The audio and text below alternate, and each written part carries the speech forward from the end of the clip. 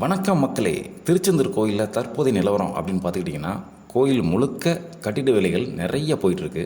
கோயில் பக்கத்துலேயும் சரி, கடற்கரை பக்கத்துலேயும் சரி, கோயிலுக்கு போகிற வழியிலையும் சரி, எல்லா பக்கமும் பார்த்திங்கன்னா புதுசாக ரினோவேஷன் பண்ணிகிட்ருக்காங்க. நம்ம ஃபஸ்ட்டு சாமி கும்பிட்ற பிள்ளையார் கோயில் சன்னதி இருக்கு இல்லையா, அங்கே இருந்து ஸ்டார்ட் பண்ணி கோயிலை சுற்றி வரைக்கும் எல்லா பக்கமும் சூப்பராக ரெடி பண்ணிகிட்ருக்காங்கங்க.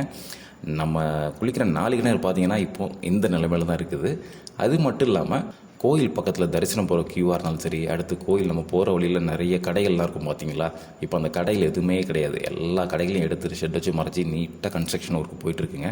இந்த கன்ஸ்ட்ரக்ஷன் ஒர்க்கெலாம் முடிகிறதுக்கு மோஸ்ட்லி இன்னொரு 2-3 மாதம், அதாவது ஜூலை மாதம் எண்டுக்குள்ளே முடிஞ்சிடும் அப்படின்னு சொல்கிறாங்க. ஜூலை மாதம் முடியும் போது தெரியும் நமக்கு எந்த மாதிரி கோயில் ரெடி ஆகுது அப்படின்ட்டு. இப்போ என்னென்ன ரெடி ஆகிருக்கு அப்படின்னு பார்த்தீங்கன்னா, பொது தரிசனத்துக்கு சூப்பராக ஒரு அரேஞ்ச்மெண்ட் பண்ணியிருக்காங்க. ஃபஸ்ட்டு உள்ள என்ட்ரியே ஆகட்டும், அதுக்கப்புறம் வெயிட்டிங் ஹாலு, அதுக்கப்புறம் ஃப்ளைஓவர், இந்த மாதிரி 3 கேட்டகரி இருக்குங்க. சூப்பராக இருக்குங்க.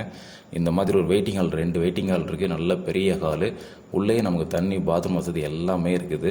இதில் மோஸ்ட்லி நாங்கள் போகும்போது ஒரு 10 to 15 மினிட்ஸ் தான் லாக் பண்ணி வைக்கிறாங்க. அதுக்கப்புறம் ஓப்பன் பண்ணி விட்டாங்க அப்படின்னா, இந்த மாதிரி ஒரு ஃப்ளைஓவர் வழியாக தான் நம்ம போவோம். ஃப்ளைஓவர் வழியாக போயிட்டு இந்த கிழக்கு திசையை வந்து அதுக்கப்புறம் கோயிலில் வடக்கு பக்கமாக தான் உள்ளே போகிற மாதிரி இருக்கும்.